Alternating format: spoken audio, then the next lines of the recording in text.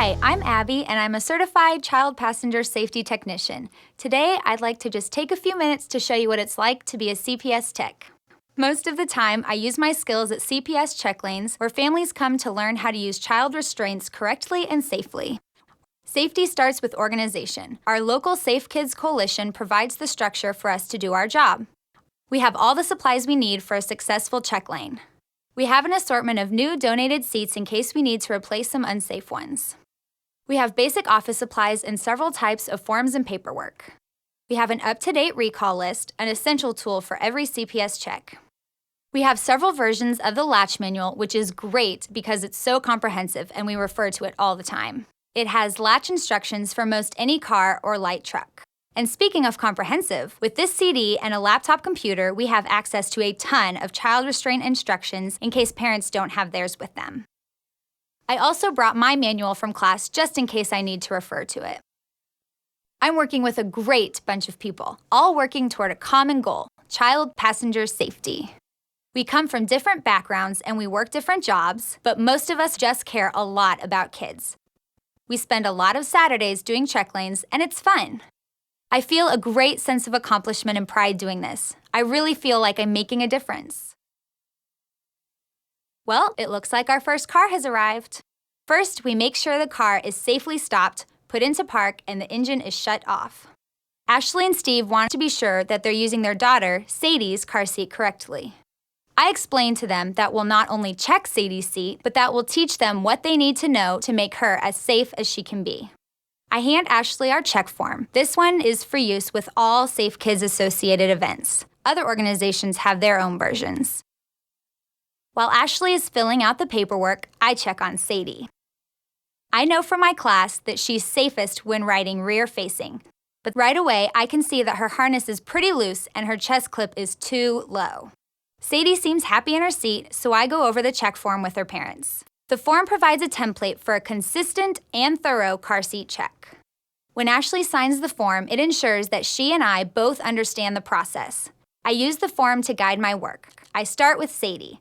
I need to know her age, weight, and length. We move her carrier into the rear of their SUV so we can get a good look at her seat. Sadie's nestled in, but her harness straps are a little loose, and her parents don't know the importance of the harness clip. I try to tell them in a real nice way that they need to make some adjustments. I show them in the instructions where to find the information about the harness strap tightness. They see this in the instructions and make the harness corrections themselves. I also point out the instruction not to modify the restraint, so the colorful toy on the handle is called into question. It's my job to always recommend the best practice, but it's the parents that make the tough choices. Sadie's mom and dad decide to leave the foam toy attached to her handle. Now it's time to go over the features of her infant-only seat. With new parents, I usually start out with the buckle system, but since Sadie is already 6 months old, Ashley and Steve have figured that part out. A lot of information you need is right there on the stickers. Most people don't take the time to read them, so I kind of highlight them one by one. This infant-only seat is for babies weighing between 5 and 22 pounds and whose height is less than 29 inches. Sadie is just fine in this seat. It has a level on the side to help you know when it's at the correct angle in the car. I can tell by the way they nod their heads and by their facial expressions that they are definitely following me. Occasionally, I ask a few review questions to make sure they're really getting it. They usually have questions too. There may be some questions that I can't answer off the top of my head, but I can usually point them toward resources that do have the answers. Most of what I tell them comes from what I learned in class, but I refer them to websites and publications.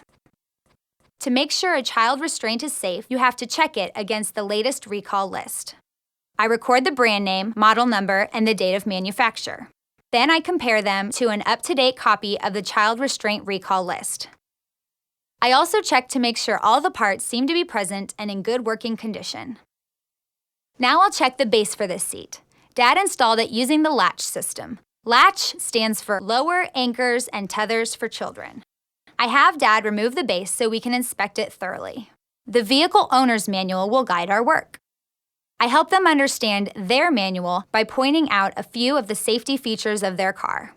It's very specific about how child restraint should be installed in their vehicle using latch or the seatbelt.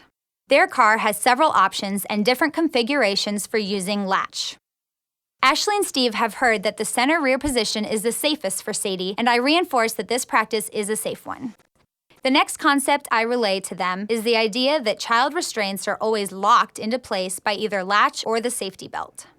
With this car seat, the latch strap holds the base in place, pulling downward on both sides of the area that we call the belt path. If we use the seatbelt instead, it will follow the same belt path.